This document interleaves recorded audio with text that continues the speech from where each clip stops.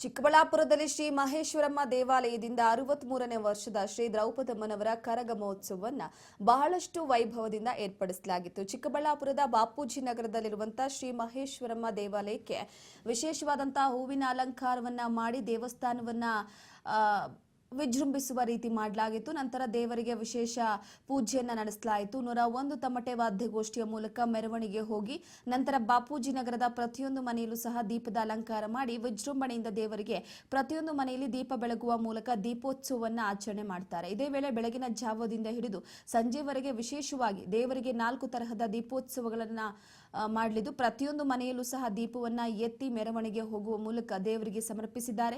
ಈ ನಡುವೆ ದೀಪೋತ್ಸವಕ್ಕೆ ಸಾವಿರಾರು ಮಹಿಳಾ ಭಕ್ತಾದಿಗಳು ಆಗಮಿಸಿದ್ದು ದೀಪ ಬೆಳಗುವ ಮೂಲಕ ತಮ್ಮ ಸಂಕಷ್ಟಗಳನ್ನು ನಿವಾರಣೆ ಆಗಲಿ ಅಂತ ದೇವರಲ್ಲಿ ಪ್ರಾರ್ಥಿಸಿದರು. ಅಲ್ಲದೆ ಕೊನೆಯ ದೀಪೋತ್ಸವವನ್ನ ನಗರದ ಪ್ರಮುಖ ಬೀದಿಗಳಲ್ಲಿ ತಮಟೆ ವಾದ್ಯಗೋಷ್ಠಿಯಿಂದ ಮೆರವಣಿಗೆ ಮಾಡಿ ನಂತರ ಶ್ರೀ ಮಹೇಶ್ವರಮ್ಮ ದೇವಾಲಯಕ್ಕೆ ಬಂದು ದೇವರಿಗೆ ದೀಪ ಬೆಳಗಿಸಿ ತಮ್ಮ ಇಷ್ಟಾರ್ಥಗಳನ್ನ ನೆರವೇರಿಸುವಂತೆ ದೇವರಲ್ಲಿ ಪ್ರಾರ್ಥಿಸುತ್ತಾರೆ. ಇನ್ನು ಸತತವಾಗಿ ದ್ರೌಪದಮ್ಮನವರ ಕರಗ ಮಹೋತ್ಸವವನ್ನ ನೋಡುವುದಕ್ಕೆ ಚಿಕ್ಕಬಳ್ಳಾಪುರ ಸಾವಿರಾರು ಸಂಖ್ಯೆಯಲ್ಲಿ ಭಕ್ತಾದಿಗಳು ಆಗಮಿಸ್ತಾ ಇದ್ದಾರೆ. 4 ದಿನದ ಕರಗ ಮಹೋತ್ಸವವನ್ನ ಒಂದಕ್ಕಿಂತ ಒಂದು ಹೆಚ್ಚು ಅನ್ನುವ ರೀತಿಯಲ್ಲಿ ಕಾರ್ಯಕ್ರಮಗಳನ್ನು ಮೂಡಿಬರಲಾಯಿತು. ದ್ರೌಪದಮ್ಮ ಕರಗ ಮಹೋತ್ಸವವನ್ನ ಯಶಸ್ವಿಯಾಗಿ ಭಕ್ತಾದಿಗಳು ಕಣ್ತುಂಬಿಕೊಂಡರು.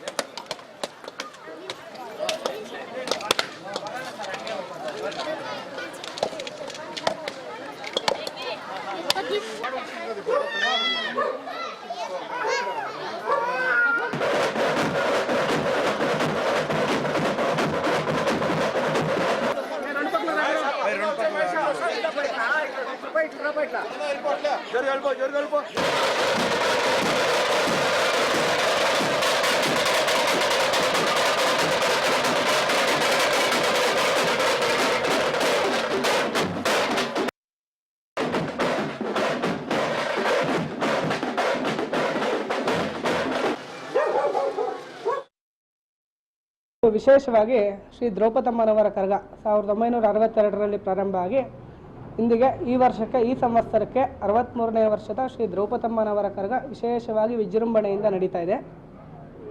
ಇದೇ ರೀತಿಯಾಗಿ 4 ದಿನಗಳ ಕಾಲ 20ನೇ ತಾರೀಕು ಧ್ವಜಾರೋಹಣ, 21ನೇ ತಾರೀಕು ಹಸಿ ಕರಗ, 22 ಹೂವಿನ ಕರಗ, ನಂತರ 24 ಹೂವಿನ ಕರಗ, 23ನೇ ತಾರೀಕು ಇವತ್ತು ದೀಪಾರತಿಗಳನ್ನು ನೆರವೇರಿಸಿಕೊಳ್ಳಲಾಗುತ್ತೆ. ವಿಶೇಷವಾಗಿ ಕೋರಿದ ಫಲವನ್ನು ಕೊಡುವಂಥದ್ದು ಶ್ರೀ ಮಹೇಶ್ವರಿ ಮಾತಾ ಮಹೇಶ್ವರಮ್ಮ ದೇವಸ್ಥಾನ. ಇದು ವಿಶೇಷವಾಗಿ 18 ವರ್ಷಗಳ ಕಾಲ ನಾವು ಸತತವಾಗಿ ಪೂಜೆಯನ್ನು ಮಾಡ್ಕೊಂಡು ಬಂದಿರ್ತೇವೆ. ಇವತ್ತು ದೀಪಾರತಿಗಳನ್ನು 12:30ಕ್ಕೆ ದೀಪಾರತಿಗಳನ್ನು ತಂದು ದೀಪಾರತಿಗಳನ್ನು ಬೆಳಗಿ ಇದು ತದನಂತರ ಸಂಜೆ 4 ಗಂಟೆ ಸುಮಾರಿಗೆ ಪ್ರಮುಖ ಬೀದಿಗಳಲ್ಲಿ ರಾಜಬೀದಿಗಳಲ್ಲಿ ದೇವರಿಗೆ ವಿಶೇಷ ಅಲಂಕಾರವನ್ನು ಮಾಡಿ ದೇವರಿಗೆ ವಿಗ್ರಹವನ್ನು ಪ್ರದಕ್ಷಿಣೆಯನ್ನು ಮಾಡುವಂಥದ್ದು, ಮೆರವಣಿಗೆಯನ್ನು ಮಾಡುವಂಥದ್ದು ಇಲ್ಲಿನ ವಿಶೇಷ. ಇದೇ ರೀತಿ ನಾಳೆ ಶನಿವಾರ 24ನೇ ತಾರೀಕು ಹೂವಿನ ಕರಗ, ಬೆಳಗ್ಗೆ ದೇವರಿಗೆ ವಿಶೇಷ ಪಂಚಾಮೃತ ಅಭಿಷೇಕ, ವಿಶೇಷ ಅಲಂಕಾರ, ನಂತರ ಸಂಜೆ ಪಂಚಭೂತಗಳಿಗೆ ಒಂದು ಬಲಿಯನ್ನು ಕೊಡುವಂಥದ್ದು, ಸೂರ್ಯ ದೇವರಿಗೆ ಒಂದು ಪೂಜೆಯನ್ನು ಮಾಡುವಂಥದ್ದು, ನಂತರ ರಾತ್ರಿ 10 ಗಂಟೆ 30 ನಿಮಿಷಕ್ಕೆ ಹೂವಿನ ಕರಗವನ್ನು ಏರ್ಪಡಿಸಲಾಗಿದೆ. ಇದೇ ರೀತಿ ಒಂದು 5 ದಿನಗಳ ಕಾಲ ಕರಗ ಇಳಿಸೋವರೆಗೂ ವಿಶೇಷ ಪೂಜೆಗಳನ್ನು ಮಾಡಿಕೊಡ್ತೇವೆ. ಈ ವರ್ಷ 63ನೇ ವರ್ಷದ ಶ್ರೀ ದ್ರೌಪದಮ್ಮನವರ ಕರಗ ಮಹೋತ್ಸವ ಸುಸೂತ್ರವಾಗಿ ನಮ್ಮ ಅರುಂಧತಿ ಸಂಘದ ಆಶ್ರಯದಲ್ಲಿ ನಡೀತಾ ಇದೆ. ಈಗ ಬಾಪೂಜಿ ನಗರದಲ್ಲಿ ಇವತ್ತು ದೀಪಾರತಿಗಳ ಕಾರ್ಯಕ್ರಮ ನೆರವೇರಿಸ್ತಾ ಇದ್ದೀವಿ. ಈಗ ಮೊದಲನೇ ದೀಪ ನಮ್ಮ ಮಹೇಶ್ವರಿ ತಾಯಿಗೆ, ಈಗ ಇಲ್ಲಿರ್ತಕ್ಕಂಥ ಹೆಣ್ಮಕ್ಳು, ಇಲ್ಲಿ ಇರ್ತಕ್ಕಂಥ ಸ್ಥಳೀಯ ನಾಗರಿಕರೆಲ್ಲರೂ ದೀಪಾರತಿಗಳು ತಾಯಿಗೆ ಬೆಳಗಿಸುವಂಥ ಒಂದು ಮುಖಾಂತರ ನಾವು ಭಕ್ತಿಪೂರ್ವಕವಾಗಿ ಈ ಒಂದು ಪೂಜೆಯಲ್ಲಿ ಪಾಲ್ಗೊಳ್ತಾ ಇದ್ದೀವಿ. ಹಾಗೆಯೇ ದೀಪಾರತಿಗಳ ಜೊತೆಗೆ ಸುಮಾರು ಒಂದು 101 ತಮಟೆಯನ್ನು ಬಾರಿಸುವಂಥದ್ದು ನಮ್ಮಲ್ಲಿ ವಾಡಿಕೆ ಇದೆ. ಈಗೆಲ್ಲ ಕಲಾವಿದರು ಬಂದಿದ್ದಾರೆ, ಅವರಿಗೆಲ್ಲ ವ್ಯವಸ್ಥೆ ಮಾಡಿದ್ದೀವಿ. ಈಗ 101 ತಮಟೆಯ ಮೂಲಕ ನಾವು ದೀಪಾರತಿಗಳನ್ನು ಕರ್ಕೊಂಡೋಗಿ ಆ ದೇವಿಗೆ ಸಲ್ಲಿಸುವಂಥ ಕಾರ್ಯಕ್ರಮ ನಡೀತಾ ಇದೆ ಸರ್. ಸಂಜೆ ಯಾವ ಥರ ಇರುತ್ತೆ ಸರ್? ಇವತ್ತು ಸಂಜೆ ಅದೇ ರೀತಿ ಇಲ್ಲಿ ಮೊದಲನೇ ದೀಪಾರತಿ, ತದನಂತರ ಕಂದವಾರಪೇಟೆಗೆ ಹೋಗ್ತೀವಿ. ಅದಾದ ನಂತರ ಎಂದಿನಂತೆ ನಾವು ಇದಕ್ಕೆ ಹೋಗ್ತೀವಿ, ಟೌನ್ಗೆ, ಬಜಾರ್ ರಸ್ತೆಯಿಂದ MG ರೋಡ್ ಹೋಗ್ತೀವಿ. MG ರೋಡಿಂದ ಗಂಗಮ್ಮ ಗುಡಿ ಅಲ್ಲಿಂದ ಹೋಗಿ ನಮ್ಮ ಕಾಂಪ್ಲೆಕ್ಸ್ ಹತ್ರ ಅಲ್ಲಿ ನಮ್ಮ ದಿವಂಗತ ಎ ಮುನಿಯಪ್ಪನವರು ಅಲ್ಲಿ ಇರ್ತಕ್ಕಂಥ ನಮ್ಮ ಏನು ಕಾಂಪ್ಲೆಕ್ಸ್ ಇದೆ ಅಲ್ಲಿ ನಂದಿ ವಿಗ್ರಹ ಇದೆ.